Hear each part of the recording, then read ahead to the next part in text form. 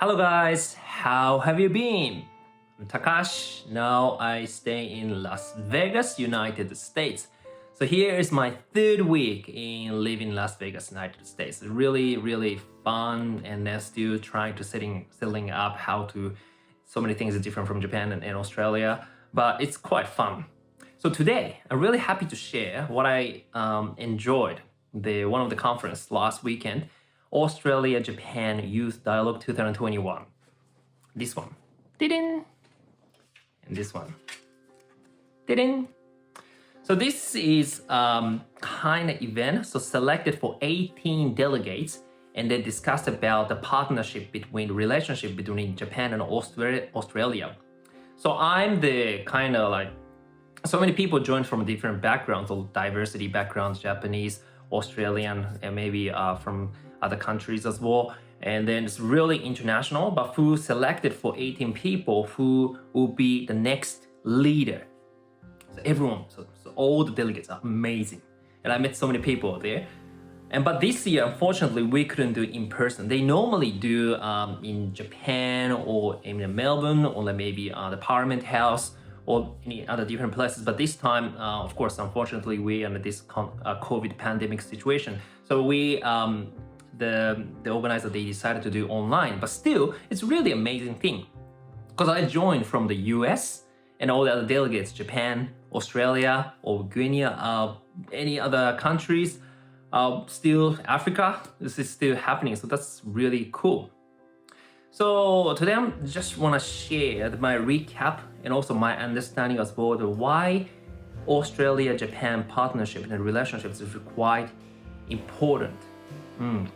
So I've just started talk from we had the 2-day session, each day is what I discussed. So I'm happy to share. All right, give it a go. All right, topic number 1, governance and politics. So we discuss more about Japanese politics system.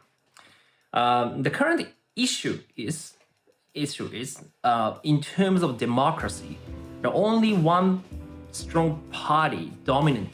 It's one of the issues for many years. Because I think more balance. And then it's called LDP, the Jiminto, Liberal Democratic Party. It's all sit down for many years. And also it's connected with a strong connection with the Komeito. It's not good or bad what they're doing, but the thing is democracy means this is more balance between for many parties. So one dominant party is a little bit of an issue.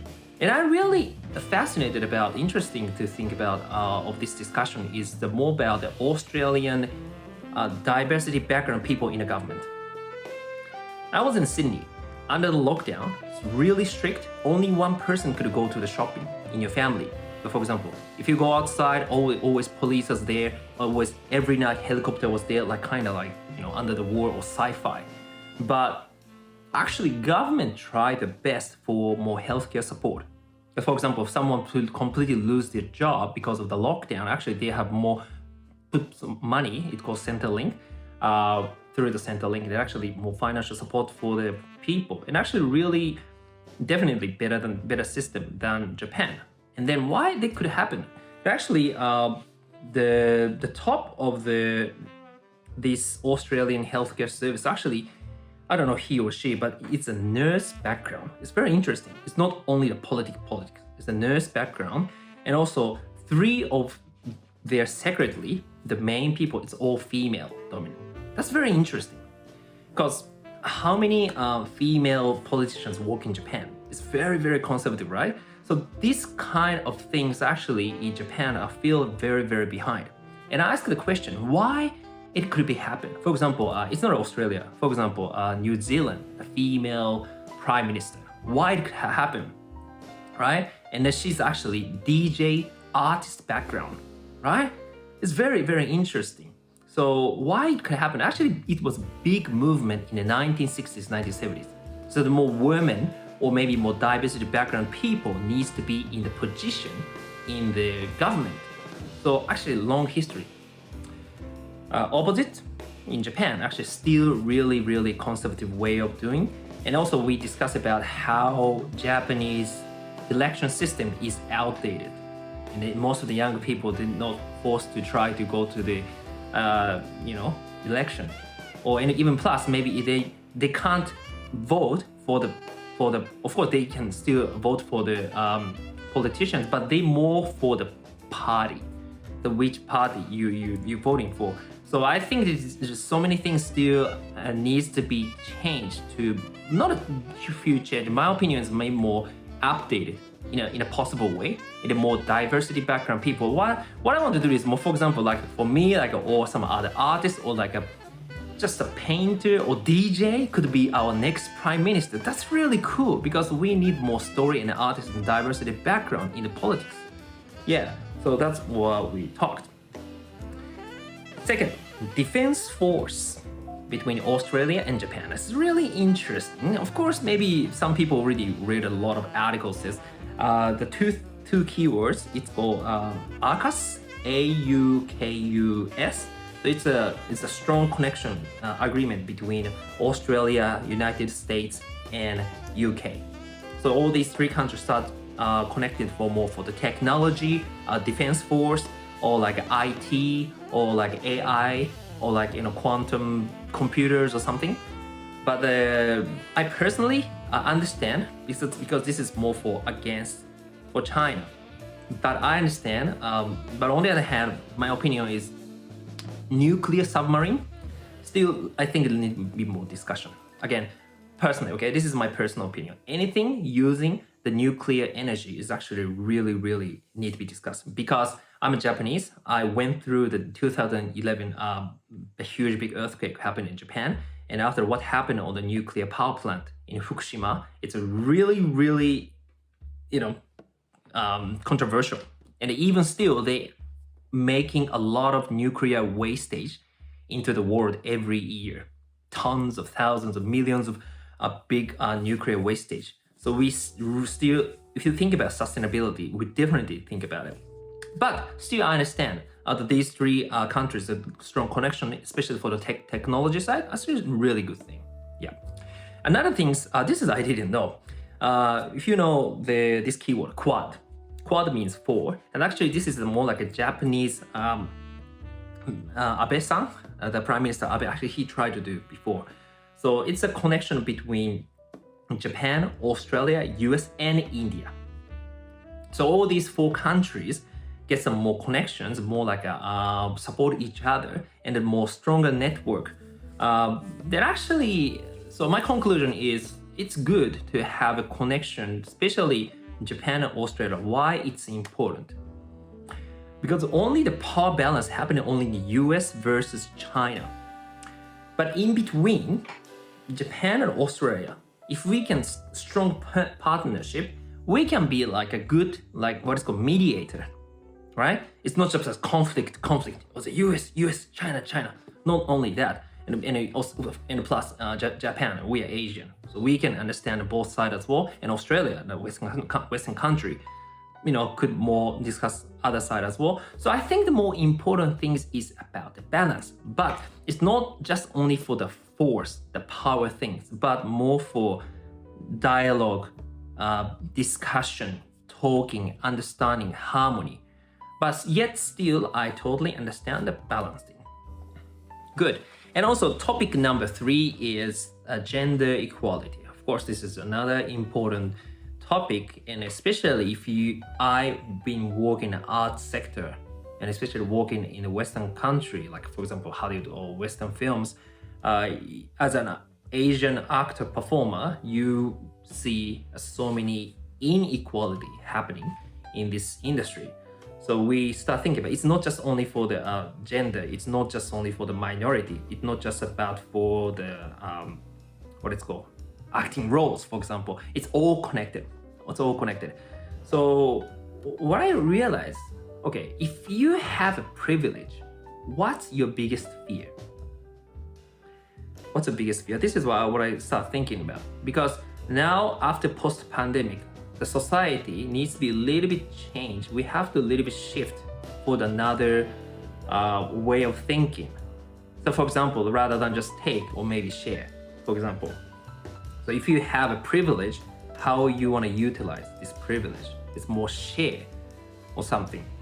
But for example, if you have a privilege, but you cannot share, what's this mentally, what's happening behind? I think it's more like a fear or trust. So rather than leadership or like some hero, superhero took over everything and solved all problem in one person, that's more like hero style. And then one dominant person, I'm a hero, I can change the world. And I feel like a little bit that is dangerous. So rather than that, I think we need more share or delegate. Yeah, delegate. So delegate.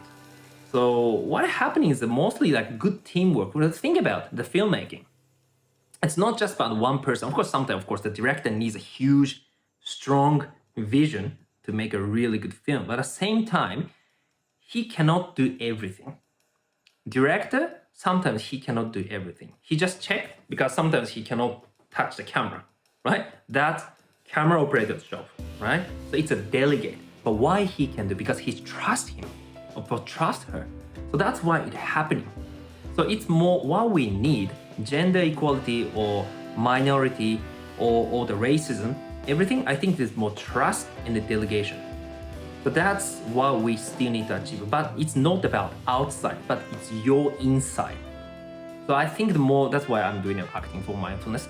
So more yourself, mindfulness, aware. Of course, Bruce Lee always said that. Self-awareness, okay, self-knowledge is actually help to can be more allowed to connect with the people stronger.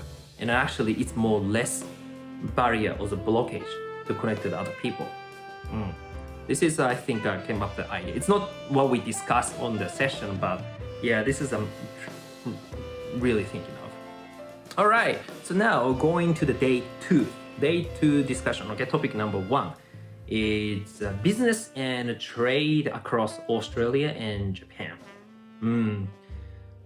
Yeah, this is another thing I didn't know a lot. Okay, so from post World War II, Japan and Australia has a huge big relationship, and especially more demand from Japan, because after the World War II, Japan was very poor. We always have to find the resources, and then after the Japan is more like manufacturing country.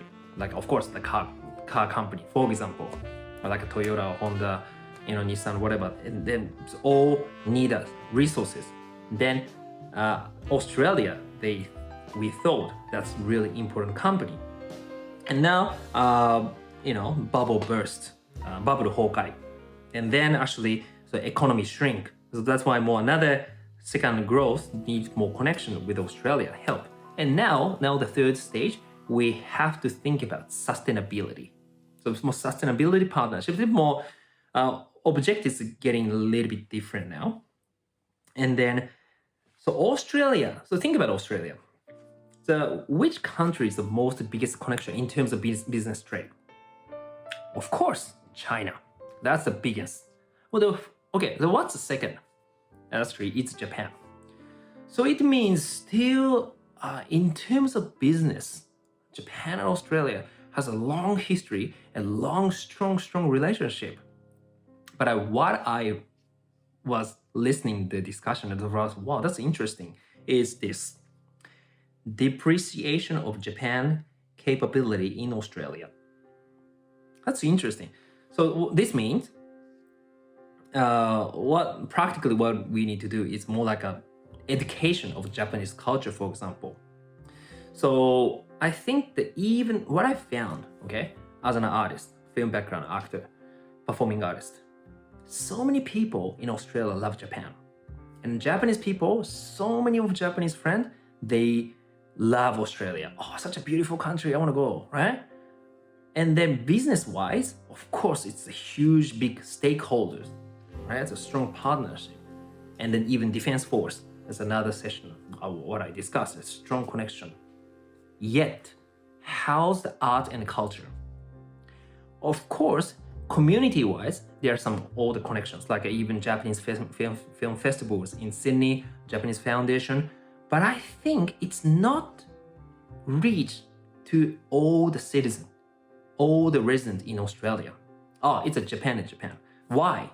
Why? Because I feel, for example, if Japan is more common to Australian people, why I get casted only assassin or samurai or ninja or whatever. So it's stereotype.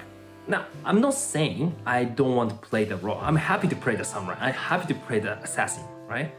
But how many people knows the normal Japanese culture? So it's only from the film, movie, or some books, or like something a little bit biased. For example, how many Japanese culture-related TV show in Australia? Maybe 0, maybe 1 or 2. But even they put the Japanese culture in a TV series, it's really always the bias, okay? Always bias. And whenever I see something like, unfortunately, if they took some, Australian film production or Australian production company or maybe theater, if they wrote a script or something, whenever I read it, actually that's very misconception. I can say, this is not a Japan. This is how you see the Japan. This is not actual Japan. So it means culture level, yet still huge gap between Australia and Japan. And even Japan, okay? What's the idea of Australia? Koala, kangaroo, wombat, or like a surfing, like Bondi Beach. But that's only a small part of Australia. If you go to the Western Sydney, how many Lebanese people living there? And that's how many I have friends of like a Middle Eastern, restaurant I enjoyed, for example. You have no idea. But this is it means cultural level, it's so many huge gap. As an artist, I have to make a more story to connect, fill this gap between two countries. Or otherwise, of course, business-wise, you want to connect. But the culture-wise, you cannot connect. So it means what happens? Fear, misunderstanding, and then we cannot trust. Okay? So then back to the gender equality or minority or like all the discrimination happening. Okay? So that's my idea, what I thought it came in my mind after the session. Cool. Whew, a lot of discussion. Actually had 8 hours for 2 days. You guys need a break? Of course, you can go to the a coffee break. Okay, so I'm just keep talking. The next topic is sustainability in the ESG movement. Okay, so more like how to live more like ecology and sustainability, energy, all that stuff. So again, so back to the topic. 2050. That's our goal. Okay, 2050. Now is 2021. We only have 30 years left to save this world. So think about it. We only have 30 years old. How old are you after the 30 years? I'll be 66. Okay, almost my dad's age. Okay, when I got to my father's age, how this world's gonna be. Okay, I was thinking when I took this session, it's not just about data, not about science. Can I take on to the next generation this beautiful earth to them or not? Or so I think this is very important, and that it's not older generation or younger generation things who live in this world now present. Everyone has to think about it. And then because achieved COP26 decide 2050 zero emission, how we could achieve zero carbon dioxide, almost impossible if you see now. Almost impossible. In Australia, most of the energy, this light, I'm in the States, but all the electricity comes from the mining, coal burning, and then all the carbon dioxide happen. And then when we discussed with the other delegates, this is very, very tough, even to cut to the 1/3 in 2030, 10 years after, to cut the carbon emission to 1/3. Still even carbon capture or hydrogen or ammonium or lithium, use all the resources still, yet this looks hard. But after this session, actually I found so many interesting things. So think about hydrogen. Yeah, think about hydrogen. So in now the 19. So Japan energy plan is renewables. It's renewable means in Japanese we call 再生可能 energy. It can be like hydrogen, of course, or maybe more like a natural, like a wind, or like like a heat from the ground, or actually, or solar panel. So all the different energy resources, it's something renewable. It's called renewable energy resources. So now we're using 18%. So the government plan is towards the 2030, so going up to 36 to 38, about 40%. And once when I saw this data, how it could happen, which renewable energy resources could take over for the 40% of the energy in Japan, I feel like what? It's impossible. I thought them. Then I had a question. Then what kind of renewable energy could be more targeting for the government? Then I asked the speaker, and actually, sorry, I didn't write his name, but he's very amazing speaker. One of the speaker told me, and actually that's one of the another interesting discussion. Okay, and then actually they're more looking for the hydrogen, and that's interesting because hydrogen is a H2, yeah, H2 gas, yeah, and once you burn, it's only generate the water. The only problem is when you burn the hydrogen, it's actually make a heat, right? Is anything make a heat is greenhouse emission or whatever. I think maybe energy is gone. So like they trying to find a way to more like electricity way to generate the energy. Yeah, I cannot explain in English. I'm not good at for this part, but very scientific. But anyway, there's a more looking for it. Then why it's more fascinating? Of course, zero emission. Only water emissions. Yeah, of course. But how it could happen? How much we have to spend for the infrastructure towards 2030? But the good thing is, we're already using a lot of gas. I mean, the gas is like air gas, right? Like a fossil fuel gas. So it means we already have a system how to control the gas. So just change the gas into hydrogen. So I think the sounds more doable rather than just completely build up a new system, right? So it means something more affordable, but it's a good thing. And the second thing is, okay, where can we get the hydrogen? Where is the hydrogen coming from? That's another question, right? Then the answer is Australia. Yes, because Australia has a lot of research about hydrogen. So that's why Japan and Australia connection of the what it's called, relationship partnership. So Japan can maybe more. Japan is really good in the technology side, maybe invent a new technology, but we don't have any resources. So more connection between Australia and then how to utilize the H2 hydrogen system. I think Australia, Japan can be the world leader, next world leader. Yeah, I think so. Yeah, because that's really cool system. And once build up the hydrogen system, it can be possible, might be possible to achieve the 2050 for the zero emission. That's cool. But and also, but hydrogen is already we use in some Toyota hybrid car, and also NASA, the space shuttle. I think the one of the fuel they use the H2 like hydrogen. So I think technically I think we can do it. But still, infrastructure-wise, I think this is more harder.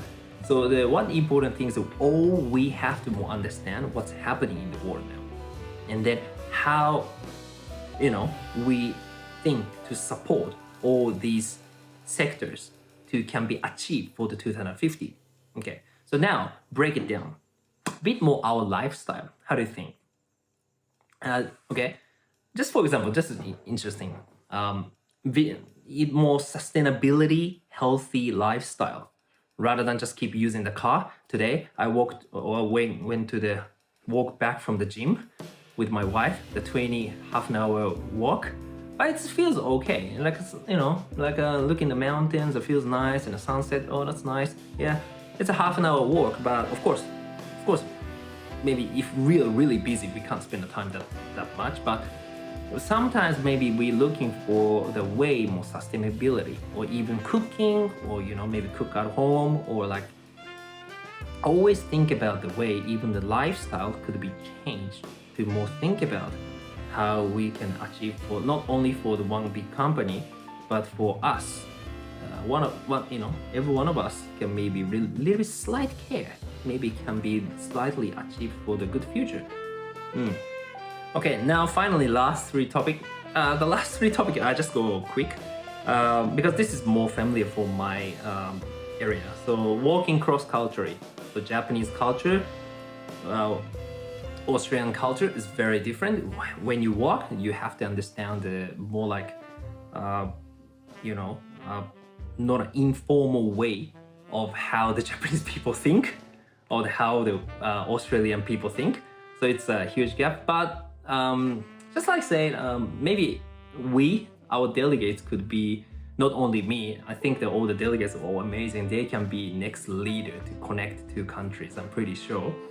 And also the second topic is like, this is cultural equality things as well. Like, the diversity, minority in your group, in your company, and how to look after your minority. But again, whenever this come to this topic, I think this is my opinion, rather than just use the technique or whatever, how to allocate the post for the minority people, or how to make it one of the chair for the female position. It's not about that. The most important thing is, I'm pretty sure, trust, and then self-acknowledge. So that's everything. That's as more like a self-internal content what we need for the next generation or next era, even our generation. The third topic is very interesting, the space industry between Australia and Japan. If you guys read the news about the Hayabusa, it's like a pick up like a small asteroid or like a stone from the space, and actually Australia supported the Japanese space organization. It's called JAXA, and it's a really good partnership. So if Australia and Japan and also like technology side support each other, it can be something really exciting. Okay, so that's the thing. So now we will do towards this weekend. We have some assignment with my group. Amazing delegates are really exciting for tomorrow's meeting. But yeah, something we think this option is really good for me, because if you just work as a film industry, film, okay, acting, right? It's very narrow way, but me more wider way. You live on this earth. Still think about the sustainability. I still might remember. I still want to say thank you to my mom. When I was, how old was it? 2年生だから 7 years old, 7 or 8 years old. I had to do, no, it's 7 years old. Yeah, 8 years old, or maybe around that age. I had to do some speech presentation in a class in a primary school, right? And then my mom took me to some science museum, or like just brought me to the library. And then, whatever you had interest, just, research and present. Yeah. And my mom was teacher, so she's very strict. But it's okay, because at the time I wanted to become an astronaut. And I have so much interest in this, so fascinated with science, right? And what I took the first book is actually greenhouse emission. Yeah, carbon dioxide emission they talk about. And then what I'm still remember. Oh no, carbon dioxide, yeah, and also ozone layer. Yeah, and also ozone layer. The two things. 7 years old kid, and I'm such a smart kid until 10 years old. After 10 years old, my brain get empty because I'm more gaming and playing, watching anime. Anyway, I'm such a smart kid. I just read about what the carbon dioxide emission happening, and I asked what is global warming, and what is the environmental issue. So that time I was so fascinated about environmental issue.